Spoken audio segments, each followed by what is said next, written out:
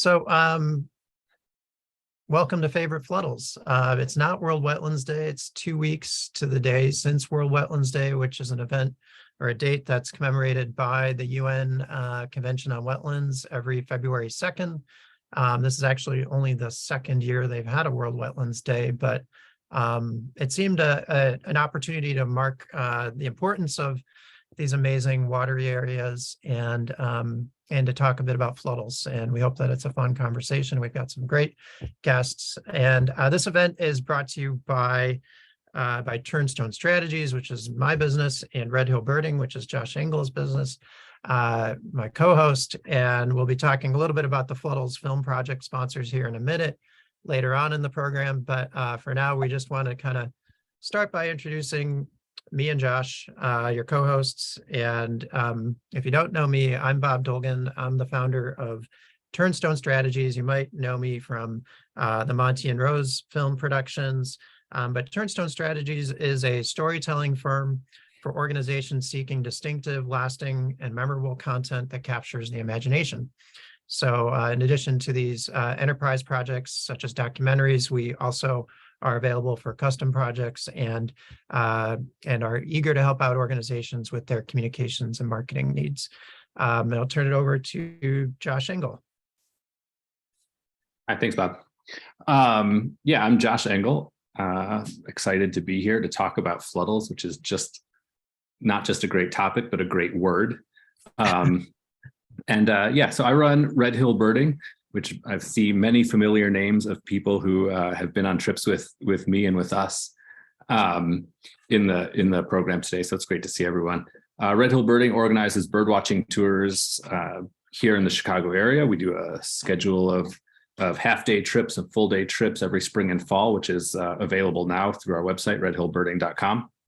And we also organize trips all around Illinois and further afield across the US and even around the world. And Bob and I have collaborated on a trip before in the early winter down as part of his last film project, the Magic Stump. We had a really fun weekend with a really nice group of birders downstate. And we are doing so again around Fluddles coming up this spring, but that trip is already fully booked actually. So, but there are plenty of other spaces on other trips that we have. So please do go to redhillbirding.com and or follow us on Facebook and learn about those trips. Awesome. Thank you, Josh. And we'll turn to our panelists here shortly. But first, we just wanted to kind of get into what are Fluddles. And for purposes of this conversation and the film project, we're definitely broadening the definition of Fluddles, but specifically where this term came from or what this term means. Actually started here in Illinois, most likely. Some research that Eric Secker, who's the current president of Bird Conservation Network, has done, found that it dates to about 1995 on the old DuPage Rare Bird Alert hotline. And it's usually used as a term that describes unintentional, sometimes temporary flooded fields. It's often indirectly a result of other management or activity, and it's too big to be a puddle, but not quite a pond or lake, and generally shallow. If it becomes more permanent and wet year-round, it can cross over into being called a marsh when vegetation starts to grow up. But as I've sort of been on this filmmaking journey, I've heard several other names. Fluddles have been described as sheet water, as sort of the standing water on flatter agricultural areas. They're described as duck ponds or honey holes. Some people just call them swamps, marshes, bogs, what have you. But so their area is known by many names, but unfortunately not often often overlooked. But birders know them to be amazing areas, and that's what's inspired us to have this conversation today. So we've got some favorite Fluddles, and I'm going to turn to Josh for his first, then we'll go to each of our panelists. So, just real quickly back to the term Fluddle. I do a lot of traveling to see birds, and I talk to birders a lot, and I really think this is a term that is unique to Illinois birding. You don't hear it used anywhere else at all. But So yeah, my favorite fluddle, or among my favorite fluddles, we have one very locally. I live in Evanston, and there's a field. It used to be a sort of abandoned field, and now it's taken over by it's sports fields now. And local birders here, we call it the floor and decor fluddle, because it used to be that the best way to see it was to park in the parking lot of Floor and Decor and cross a very busy street, Oakton, and you could peer through a fence into this field to see what was around. Now it's part of the Skokie Park District. They lease the land from the Metropolitan Water Reclamation District. And in the spring, I literally went by there yesterday, so this is a winter picture to take this picture. But in the springtime, after rains, the fields flood, which one keeps away the soccer players and cricket games and that sort of thing, and allows birds to come in. And it's really nice. It's a very easy, quick stop. We have very low standards for shorebirds in Evanston, so we're very happy to even see like 3 species. There's usually killdeer and spotted sandpiper there, and if there's a 3rd species, we get very excited. But it's a really nice, it's a really sort of a classic fluddle, except it's not in agricultural areas, but after rains in the spring, it provides just this little bit of habitat that's enough to sometimes attract interesting birds, lesser yellowleg, solitary sandpiper. It gets cackling geese sometimes in the winter with the flock of Canada geese eating the grass. So yeah, that's mine. And when you're done birding, you can go get yourself a quartzite countertop or something like that. That's right. Or you can go to the driving range or the batting cages at the Skokie Sports Park. Yeah. Yeah. All right. So Steve Huggins, one of Josh's colleagues, was with us 2 weeks ago. He wasn't able to be here this go around, but I did want to highlight his favorite fluddle, because this is, to me, just the like the quintessential agricultural fluddle. It's shallow water. It's a place called Burma Road in DeKalb County, and Steve provided this image of all these American golden plovers, which utilize Illinois as sort of a crucial stopover point during migration. And I just feel like this image is so emblematic of what we are talking about, and super cool. It's not a bird you're just going to encounter sort of every day. I have my favorite is also close to home. It is here on the northwest side of the city of Chicago, at a little forest preserve called Lechlowitz Woods. And you see a solitary sandpiper here. But that to me, this too, great example. It's just a puddle of water in the middle of a ball field, and otherwise often overlooked. And you have a couple days each April where there's maybe a dozen solitary sandpipers all of a sudden, which is so cool. I actually have 2. I couldn't help but mention the flooded area over at Montrose Beach Dunes, where Monty and Rose and their offspring were for multiple years.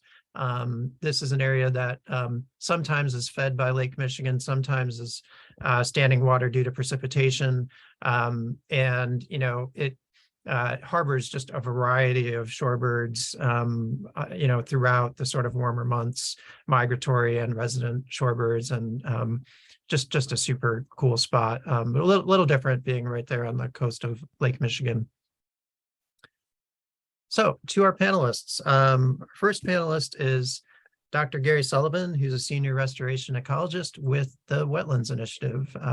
Gary, give us your favorite fluddle. Well, I look at this picture and I think this is as far as you can get from a puddle in the middle of the field as you can possibly get. But Bob assured me that that this we're flexible. We're not going to be really strict. Yeah. So this is the kind of like a edge of a marsh at the Dixon Refuge at Hennepin and Hopper Lakes. And it's an area where we get a lot of migratory birds, a lot of migratory waterfowl, and other just wetland dependent birds there every year. This is a picture of mostly coots, and I think on this particular day, there's something like 40,000 coots out there. There are other waterfowl mixed in with them, but It's one of the few places you can go in the state and really see large numbers of waterfowl, both in terms of the just absolute numbers, but also in terms of the diversity of species you can find out there. Just about any kind of waterfowl that moves through Illinois can be found there. So anyway, I would also, if I thought about this beforehand, I would have probably put in a picture of a different thing, and I guess I didn't think of it, is that we have a lot of areas on the refuge that are flooded very similarly to what Bob was talking about, flooded fields that are actually pieces of prairies and sedge meadows every year that they get flooded, and they attract lots of other kinds of wetland dependent birds. I'm thinking particularly of like sandhill cranes, which breed there at the site every year. So it's a fun sight to see sandhills and little colts running around during the springtime. So anyway, I'll end it with that, and that it's my favorite photo is different places at the Dixon Refuge. Yeah. Yeah, we realize this water is deeper, but it's an amazing site. And I know you're going to talk about it here again when we get to our examples. And it's about, what, 2 hours west of Chicago, I would say. So our next panelist is Maddie McFarland. She's a biologist with the Big Rivers Initiative at Ducks Unlimited. Maddie, your favorite. Yeah, thank you. Thanks again for the opportunity to be here today, and thank you everyone for joining and letting us talk about some of our favorite habitats, wetlands and fluddles for one. But a bit of background on my favorite fluddle. So this picture is taken at a property in Stark County, Indiana. This is a 267-acre property that went up for auction last year, and DU jumped at the opportunity to acquire this property because we identified it as a priority acquisition for a couple of reasons, namely because it is adjacent to Indiana DNR's Kankakee Fish and Wildlife area. It was a priority for our state partners. The previous landowner is a conservation steward, so he managed the property primarily for waterfowl habitat, but as we know, wetlands provide habitat for a myriad of wildlife. This property was also located is located in a highly privatized ag-dominated landscape. So we wanted to ensure that it remains in its natural state. And so DU purchased this property last year. We are currently in the process of conveying it to the state, at which point it will become an extension of Kankakee Fish and Wildlife Area. And it will be open to the public for various recreation opportunities once that transfer is complete. And so, referencing some of the other examples of favorite fluddles before this, this is a seasonal wetland, which is one characteristic of fluddles. And this one has, or at least appears bigger than what you may imagine when you hear the word fluddle, but since it is seasonal, the amount of water that ends up in this wetland is dependent on river stage, precipitation input, snow melt, and when this picture was taken last year, it was during a time of particularly high water levels. So one of the great things about these wetlands is that their footprint is so variable. And depending on environmental variation, if you will. And I'll say that one of the reasons that this fluddle is one of my favorites is, well, it's aesthetically beautiful, especially compared to the weather that we're having today. It's nice to think back and reminisce on warmer times when things are much more green. This was also an opportunity for Ducks Unlimited to conserve vulnerable habitat, again, in a privatized ag-dominated landscape. But I think the main reason why this is my favorite fluddle is because what it represents. This property and this fluddle specifically represents an opportunity for Ducks Unlimited to protect an area and in the public trust. For the long term. And it will provide public recreational opportunities in a state that is 96% or 95% privately owned. So again, I'd say that this is my favorite fluddle because of what it represents, not just for Ducks Unlimited and our mission, but also for residents of the state of Indiana, and for a state that has lost most of its wetlands. Mhm. Great example. I can just feel the warmth of that picture too. Like it just looks like a beautiful day there. So next we will turn over to Daniel. Daniel Suarez is the conservation manager for Audubon Great Lakes, Illinois, and Indiana. Thank you, Daniel, for joining us. Yeah, thank you, Bob, and nice to see everyone. Thanks for joining us. So yes, on theme of really stretching the limits of the definition of a fluddle, mine is Bartell grassland.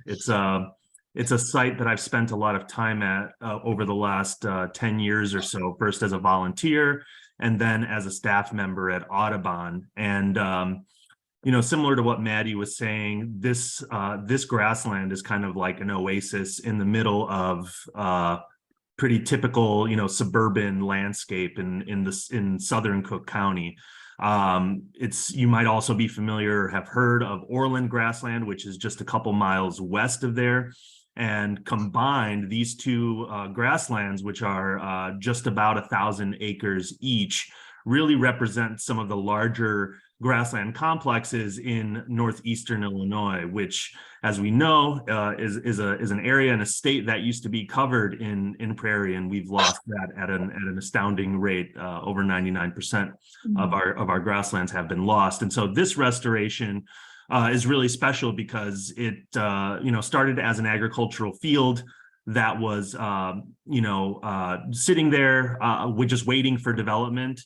And there's a really good advocacy story behind this. Thorn Creek Audubon Society and Marianne Hahn, who's been a longtime advocate, not just in this area, but also down in the Kankakee region, protected this land as they realized how many grassland birds were utilizing the site and started restoration. And so it's been a long process to get the site to where it's at. But one thing that really helped create the little wetland pockets that you see in these pictures was the removal of the drain tiles, which allowed the natural hydrology to return at the site. And so, as the name implies, the grassland, 1,000 acres of pretty unbroken grassland means that you're going to get really good numbers of grassland birds like bobolinks, hensels, sparrows, and this time of year, short-eared owls and harriers from time to time. It's actually the second, at least the most recent data that I saw, Bartell grassland has the second largest population of bobolinks in Illinois. And you might be wondering why I'm talking about grassland birds so much. So get to the fluddles part, but I wanted to set that up as this site is really spectacular year round. There's always things to see. It's flat as a pancake, so it's not much for vistas in that sense. But being in an area like this where you pretty much see trees and prairie, 360 view is pretty unique, considering that on a good day without much traffic, you can get down to Bartell in 30 minutes from downtown Chicago. So pretty special there. But this time of year, going into the springtime, that's when Bartell really becomes this like really, really important wetland habitat. And there's all kinds of birds that are migrating through or breed there, rails, gallinules, migrating shorebirds, yellowlegs, waterfowl from time to time if the water's really standing for a while. Sandhill cranes are all very common birds to see here. But like Maddie was saying, this is also an ephemeral wetland. So come July and August, it dries up for the most part. There's almost no standing water to be found anywhere on site.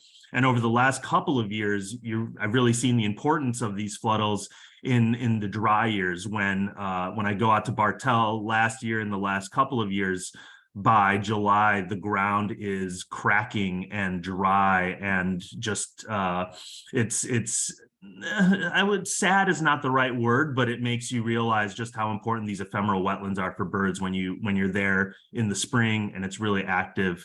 It really is a sight to behold. So Bartell grassland, not only my favorite fluddle, but also one of my favorite grasslands and places to go see some of these rare species like bobolink. Awesome. Yeah, that's amazing. Yeah, it's amazing how much water is out on prairies so often. And that's just a great location, not too far from very urban areas of Chicago. So we're just I'm gonna quickly go over a few of the primary reasons. The United Nations Convention on Wetlands has a long list of reasons why wetlands are important and the value that they provide to humanity and the earth, really. But let's not overlook just simply their beauty, and by that including the aesthetics and the bird life and other wildlife, the flora around the wetlands. They're just amazing places to visit in terms of recreation, bird watching, paddling, hunting, other pursuits. There are all sorts of things people do around wetlands. Clean water, we're going to get to that in a minute. We have a great slide that represents that. And the habitat,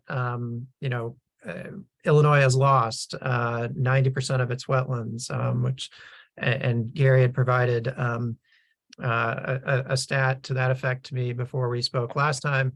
And also erosion control. All of this, these wonderful soils in Illinois could be at risk of heading down to the Gulf of Mexico if not for having wetlands here to sort of hold them back. And maybe somebody who has more expertise than me can chime in on that front. But yeah, they're amazing, and there are a bunch of other dimensions we could probably list.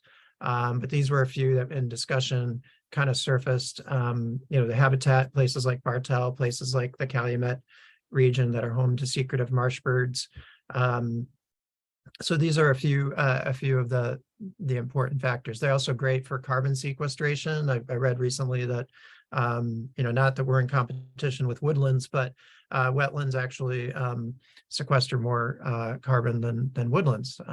So when you talk about climate change and how to address that, that's super important too. So Josh is going to introduce the next section.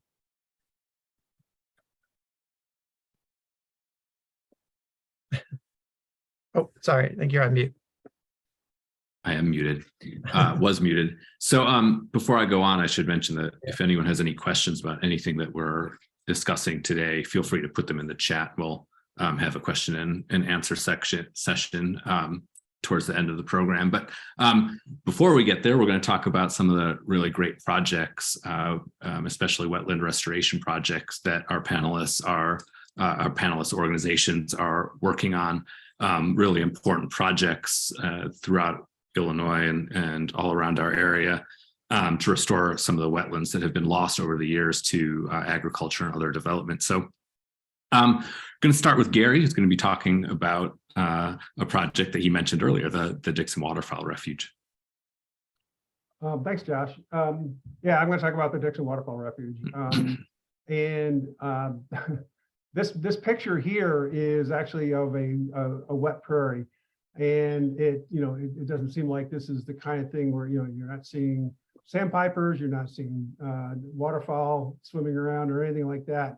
But it reminded me of part of what we have at the Dixon Refuge, and that is that we have a lot of other habitats that are found there that are associated with or linked to other types of habitats, which include those areas where you would call them fluddles and that kind of thing.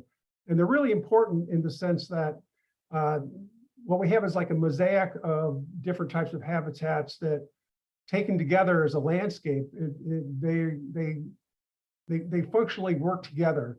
And one way of looking at it is that when you look at this mosaic of habitats, the whole is greater than the sum of its parts. And what I mean by that is that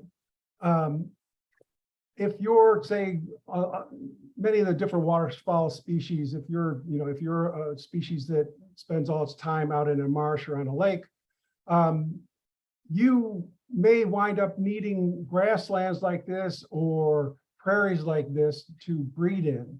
And so if you want, or if a site is going to provide all the different kinds of support for different types of wildlife, especially wetland dependent wildlife, you often need more than just, like a puddle of water. And I mean, I say that somewhat disparagingly, but you need more than a marsh or a lake, or, a wetland that's could be described as, a pool of water of some sort. You need other places where, say, whether it's ducks, like say mallards or pintails or whatever, they nest in these areas out here. And so if you want to provide them with, or if the habitats can provide them with everything that they need to carry out their life functions, you need more than just that pool of water. Some waterfowl or some wetland dependent birds need to feed in areas like this. We mentioned, or I mentioned a little bit earlier, sandhill cranes. And so the sandhill cranes spend a lot of time on the wetlands, prowling around the edges of the marsh and that kind of thing, but they spend also a lot of time out here looking for something to eat. So, so anyway, I threw this picture in here to remind me to say that wetlands provide lots of habitat for the birds that I think we probably all love and are dear to our hearts, but wetlands in isolation aren't going to do it, in a sense, or they're not going to provide everything that a lot of this wildlife needs. So at the Dixon Refuge is a great example of when you have the different types of habitats all together in that mosaic. And here you've got, several different kinds of prairie, sedge meadows, the lakes, the marsh, savannas, sandy areas and clay soiled areas and things along those lines. Altogether, they provide different types of niche support or different types of habitat support for different kinds of birds. And let's see, for example, here, the refuge, I think last count, we had somewhere around 276 different species of birds that can be found at the refuge. And it's a pretty astonishing number in the sense that that's about, depending on how you count how many birds are found in North America, that's between a quarter and a third of all the birds found in North America. It can be found right here on 3,000 acres in north central Illinois. So that's actually, I find that pretty astonishing. Let's see, I guess some of the bird species that you'd find breeding there include lots of things that are pretty unusual. And this is one of the, for some species, is the only place they breed in the state, like redheads, for example, redheaded ducks. Canvasbacks are found here in the largest numbers of any other place in the state in migration. And one of the things that I found, or I guess I discovered maybe when I first started working here, we began developing this, which I should point out was really an ag field until 2001, and we didn't even plant it in anything until 2003. So this is about 20 years into really being restored in terms of installing plants and that kind of thing. But talking to some of the old timers, which I guess I'm one of them now, that back then, and asking about, because they were seeing canvasbacks and they were talking about, and they said they'd lived in this area their entire lives. They've never once seen a canvasback duck. And now they go out there with the binoculars and see them all the time, at least in migration. So, so it's a pretty special place. It's a nice place to visit at almost any time of year. And I probably should shut up there. I've taken up too much time. Thanks, Gary. That was great. And I just want to reiterate just what a great place Dixon is for birding. It's really well set up for visitors. There's trails, there's a tower, a viewing tower. There's a parking lot that offers a great view over the wetlands. And like Gary mentioned, the diversity of habitats makes for a really extremely high diversity of birds, all centered around the wetlands, but there's a lot of different habitats there. And I think if we were to look at eBird or some resource that shows the diversity of birds at various sites around Illinois, Dixon would be way up there as one of the highest diversity places in the entire state. And I also want to mention that it like Gary said, there's a lot of birds there that only breed there in Illinois or almost only breed there. And it's really an important place from a conservation perspective for state endangered birds, because a lot of the state endangered list is made up of wetland species. So birds like bitterns and I think there's king rails and yellow-headed blackbirds breed there, which are all on the state endangered list. So we're going to go on, and Maddie, you are up next. Thank you. So yeah, my example project or photo is not nearly as beautiful as Gary's and the prairies at Dixon, but it is a great example of the type of fluddles restoration that DU does, or the type of projects that we target in relation to fluddle type habitat. So I should preface too that I cover or deliver DU's habitat programs in Northern Illinois and Northern Indiana. And in my program area, fluddles and depressional small seasonal wetlands often occur on farms or tile drained areas. And in many cases, they are usually the only wetland habitat for miles. So obviously they act as a refuge of sort for wildlife in an area that is devoid of native habitat, whether it be wetlands or prairie or grasslands. So the importance of these fluddles, really cannot be overstated. We're providing habitat for a variety of wildlife. We are conserving isolated wetlands, which, if you're from Illinois, you know how important those are for our state, especially up here in Northern Illinois, where it's very urbanized. We're also restoring a habitat type that was once abundant in Illinois. Depressional or kettle moraine type wetlands is another way to refer to these. And of course, as Bob and Josh alluded to, we know that these wetlands provide water quality benefits in the form of nutrient and sediment reduction as they filter runoff off farm fields, and they also help prevent erosion. And so for DU, fluddles are important for us as an organization and to our mission, because it is one way for us to bridge the gap between our traditional habitat programs, our traditional restoration and enhancement projects, and working lands. Just like Indiana, Illinois is also an ag-dominated landscape. And so this is a tool for DU to work with farmers and producers, within those constraints. And so I chose this project because I felt like it really represented the DU's efforts on that front. And so this is a private lands project in Kankakee County here in Illinois.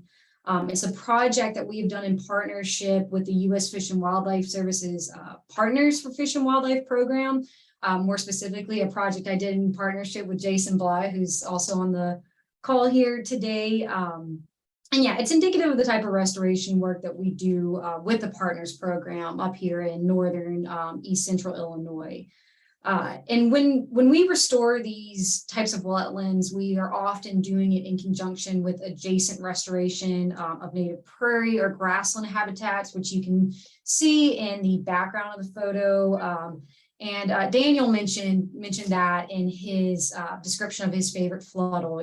Illinois is a prairie state, or was once a prairie state, and so it's important for us, that when we are restoring or targeting wetland restoration, that we are doing it complementary, to the types of or other types of habitats that you would have once found in this area. And so we really end up with a complex of sorts of diverse habitat that benefit a variety of wildlife, and again, in areas that are oftentimes devoid of native habitats. And so, I know I've said it a million times, about this area being privatized and agriculturally dominated, but that just makes these types of restorations integral to DU's mission. If we want to have the greatest impact or have a significant impact in this part of the Midwest. So we are targeting these types of restorations to complement, our traditional habitat programs. And this project, as well as our other private lands projects similar to this one, are great examples of how DU conserves fluddles, and also the partnerships involved, not just between DU and other agencies like the Fish and Wildlife Service, but also with landowners and producers. So yeah, I think I'll quit rambling there. That's great, Maddie. Thank you very much. I actually sort of like that picture because I know how in the early stages of restoration projects, when you're digging up fields or whatever it is you're digging up, that you end up with a big area of dirt. And then even that, when that floods in the spring, can really be attractive for shorebirds as invertebrates come out of this exposed mud. So I remember seeing something just like that at the Kankakee Sands, the TNC project, which is probably not too far from where this picture is, just last spring, where an area where they were doing some restoration flooded. And I think we saw 10 or 12 different kinds of shorebirds just in that one spot. So sort of unintentional benefits of some of these projects are great as well. All right, Daniel, you are up next talking about a project close to Chicago.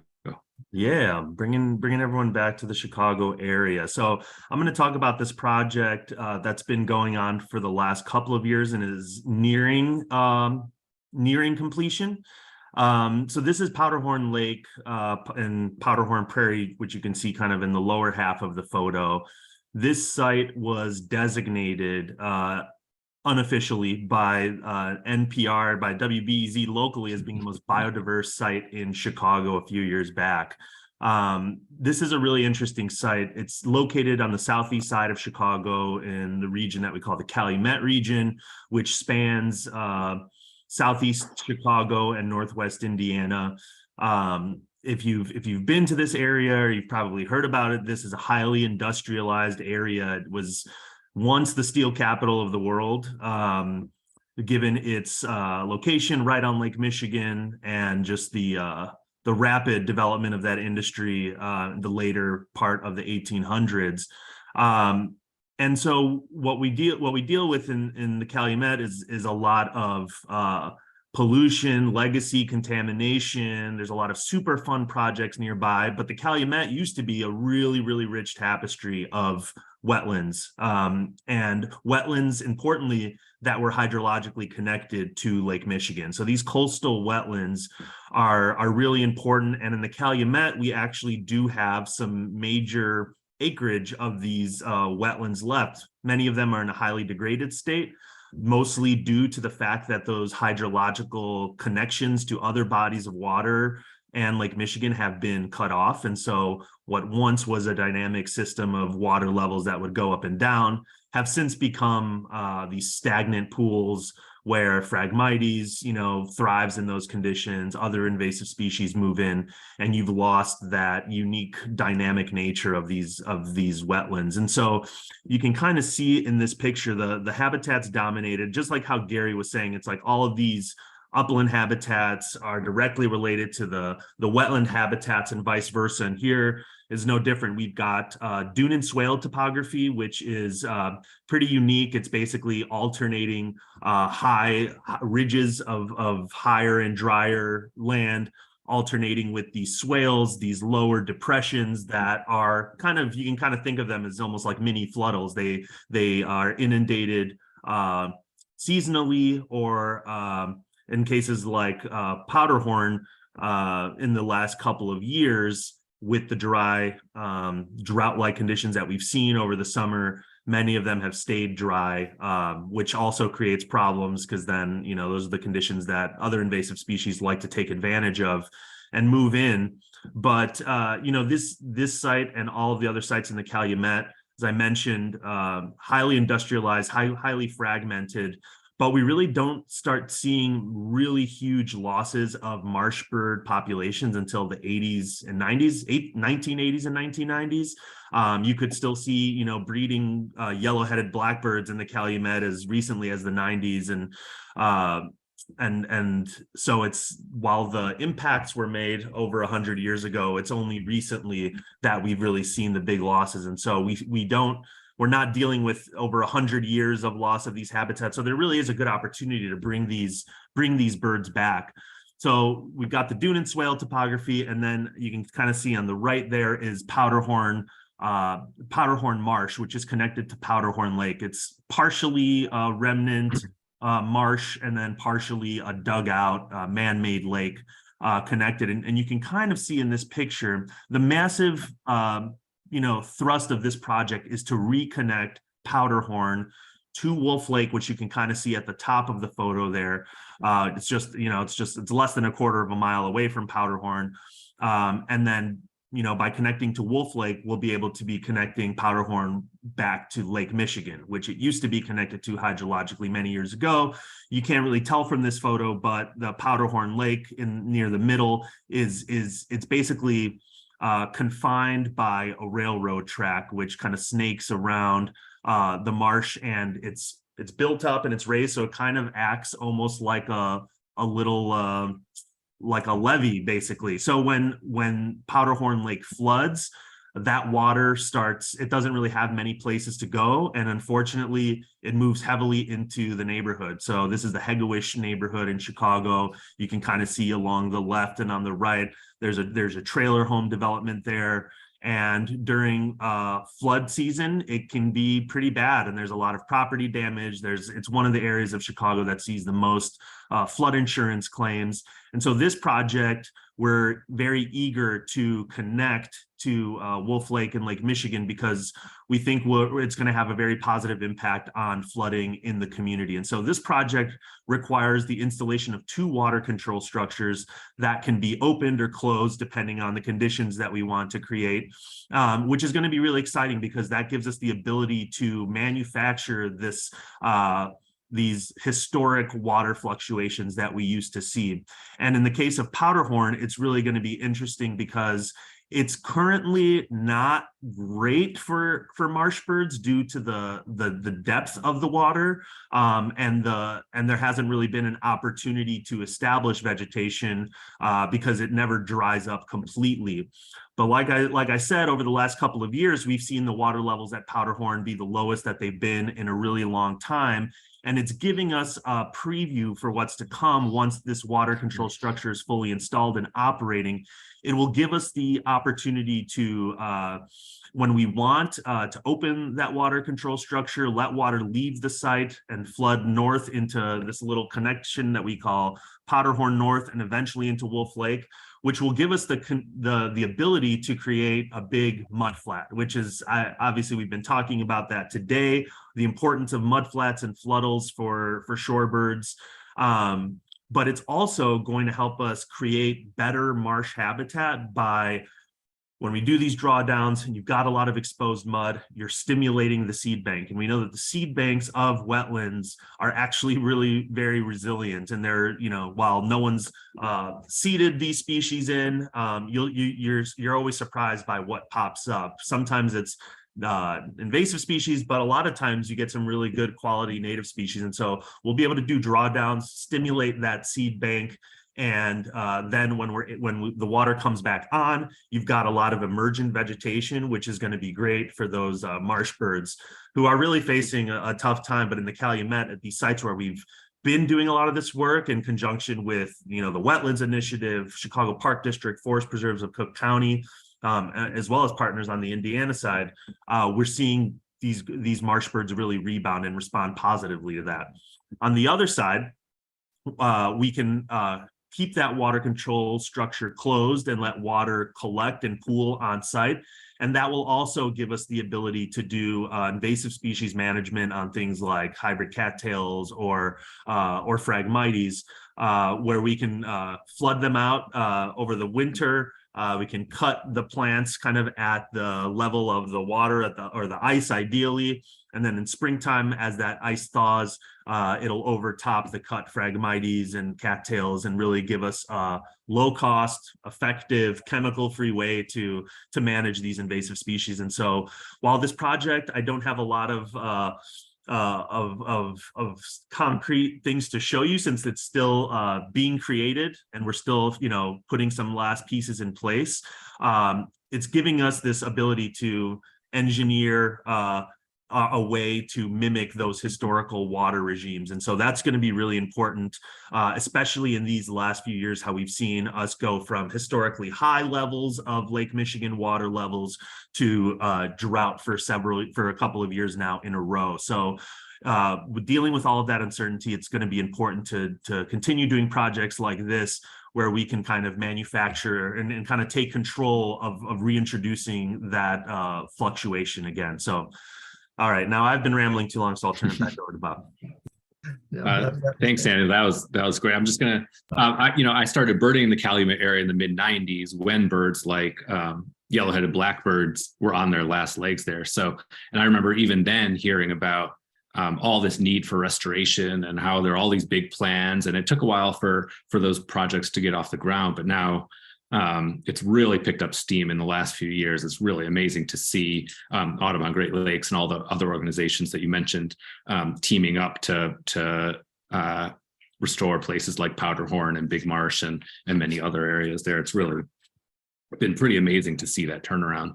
I actually still remember hearing about Powderhorn Marsh as a place where ospreys just about first nested when they were making their comeback from all the population issues they had due to DDT poisoning.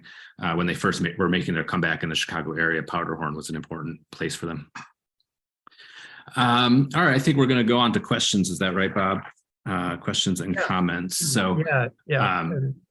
Before we go fully to questions, and maybe people can start entering them in the chat, I want to quickly introduce Jason Bly.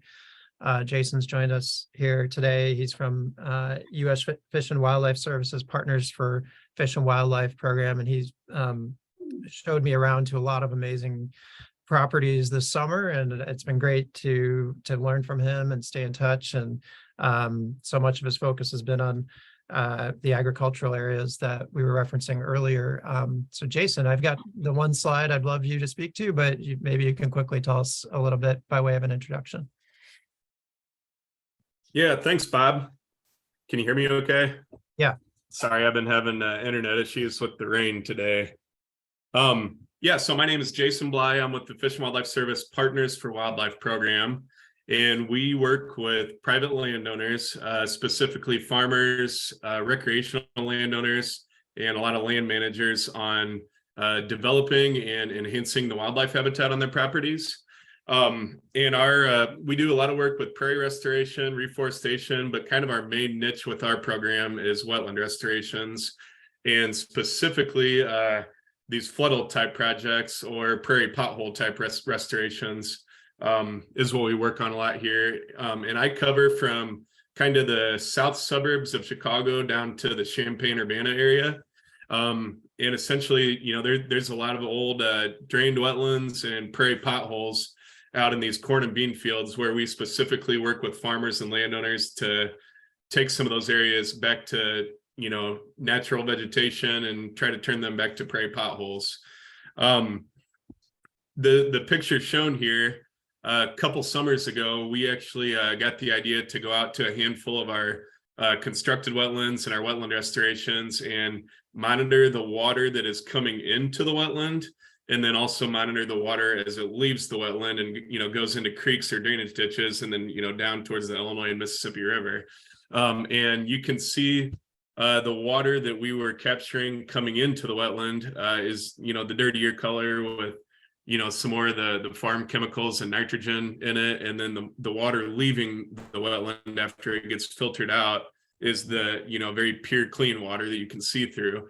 So just a really good representation of kind of some of the water quality benefits and flood storage benefits also. We were actually taking these water samples and getting them tested, and one cool bit of research we found is the majority of the wetlands that we were monitoring, the nitrate levels went from basically like 4 parts down to 1 part. So we were reducing the nitrogen going out into the creeks and the rivers by 75%. So not only are these wetlands phenomenal for wildlife and for flood storage, but it's great for water quality, and it helps us tell our story not just to people that want to see more wildlife, but everybody needs clean drinking water. So it's it's hard to argue that importance of wetlands. Amazing. Yeah, I'm still in shock at this slide. And I think just a great example of these benefits that stretch beyond habitat, birds, but also for people. And so I think I thought it's maybe some more comments coming in or than questions, but we can, what we could do is move ahead to a few ways to get involved, and we can still, in the remaining time, still take a couple questions. We do have to get to the trailer as well. Getting involved. So we wanted to highlight a few ways that, it's great to have action steps. And so each of the organizations has provided ways to get involved. In terms of volunteering, hands-on habitat restoration through the Wetlands Initiative, Audubon Great Lakes, become a marsh bird monitor, and outreach to landowners, Ducks Unlimited, and as well as Jason's World. If you know someone who has private land, if you have private land, there might be an opportunity through these programs to have something installed that creates habitat.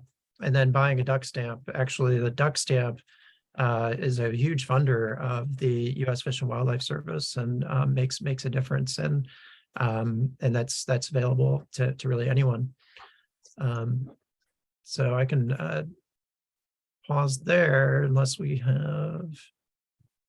Yeah, there's a good location of Bartell Grassland. Very easy to reach off of I-57.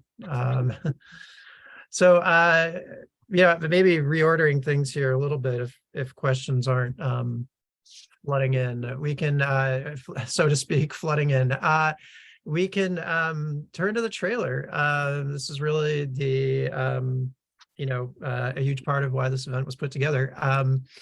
So the Fluddles film project I came to when I was releasing actually the second Monty and Rose film, doing a showing in Bloomington Normal, and it was also in part around the time of the Magic Stump when I had visited a fluddle near the stump. And in Bloomington Normal, I encountered a guy named Bill Davison, who's come on board as an associate producer on this project, who had been involved with folks who created a Fluddles map in McLean County, Illinois. And I was just like, wow, I didn't know people were out there who cared about like Fluddles and were as into them as I am. And then later found out there's a Fluddles map of McHenry County too. But among birders, this is a term that's fairly well known, but these areas are often overlooked. And as we've cited, 90% of wetlands in the state have been lost. But I'm really inspired by all the efforts to reinstall them. But before I show this, I just want to thank some of my collaborators. I already mentioned Bill, Mitchell Franson, who's our videographer, Sharon Filipkowski, our editor, and I want to thank everybody who has so far been interviewed for this project and or will appear in the trailer you're about to see. It's just 2 minutes in length, and we'll show that. And if there are any final questions, we'll get to those, and then we can wrap up with a few other action steps. So I'm just going to stop my screen for a second. And here we go.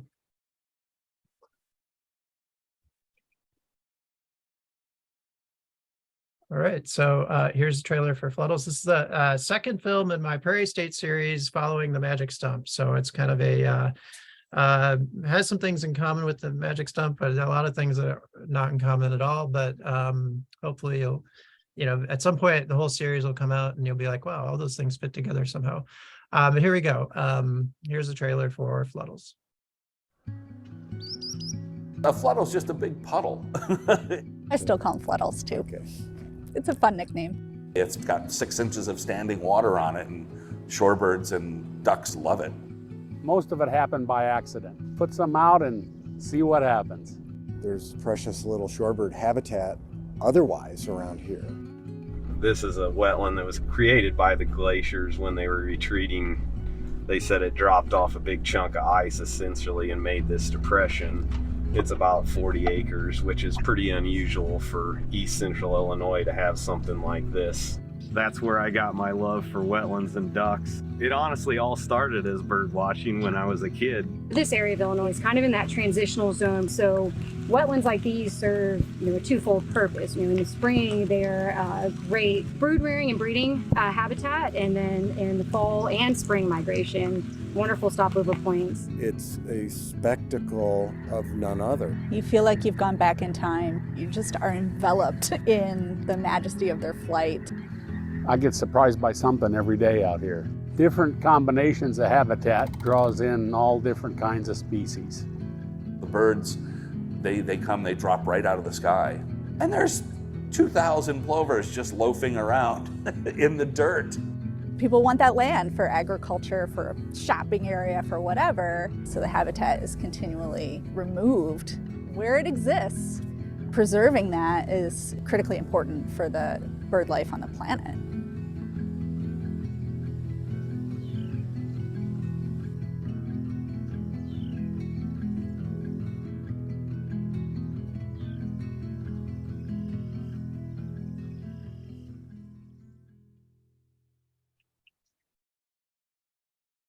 All right, so there you have it. Fluddles, it'll be due out in fall of 2023. We have a lot of work still to come on this project, but we're starting to make, we've made enough headway to get the trailer out, and winter's been a great time to kind of reset things and work on some planning and production stuff. So, but we've got a few other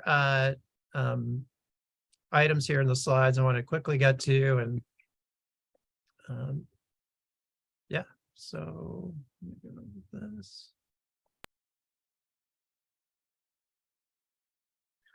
So Josh had mentioned early on, we have the Fluddles field trip, April 22nd. That is full. I don't know if I'm premature, Josh, in mentioning that it might be possible to have a second trip earlier in that week. But if you follow redhillbirding.com, you can catch the information there under Chicago area guiding. More on the Fluddles release. Check out my website and become a sponsor. You'll get one of those cool Fluddles stickers in the mail and help us make a film, and you get your name in the credits. So there'll be some information coming out to you about that. And I couldn't leave without mentioning that we have a couple of screenings of the Magic Stump coming up. One on Sunday that's going to be really awesome at the historic Virginia Theater with a number of partners in Champaign-Urbana. It's a free, both these are free screenings. And then on Tuesday, March 7th, we're still ironing out some details, but the normal theater will be showing the Magic Stump as well. And yeah, over to Josh for Red Hill Birding. What's next? Yeah, we have a number of trips coming up. So you can go to redhillbirding.com/local trips to see our spring schedule. We've just opened up registration, so there's still spots available on most of the trips, I believe. And then you can also navigate from there to see some of our longer trips. We have some weekend trips coming up, including one that's going to visit some great wetlands in June in central Wisconsin, where whooping cranes nest, as well as the nearby habitat restoration areas where Kirtland's warblers nest. There's still a few spots available on that trip. It's a 3-night trip, a long weekend trip. So yeah, go and check those out too. Yeah, awesome stuff. Exciting. I might have to follow you up there to central Wisconsin. So just thank you, everybody. This conversation doesn't end now, but I want to thank, if you have additional questions, you can always reach out to me or Josh. I'm sure our panelists wouldn't mind if you reach out. And, I just want to thank Gary and Maddie and Daniel. Thank you, Josh. Thank you, Jason. And thank you all for joining us on this wintry, blustery day. And we do have the recording going. So if anybody missed this, we can hopefully provide a link to you, and you'll get a chance to watch it. Or if you have friends who want to see this, let us know. But thank you, everybody. And I'm going to just pause recording here if I can figure that out, and we will get on with the rest of the afternoon. Thank you. Thanks, Bob. Thanks.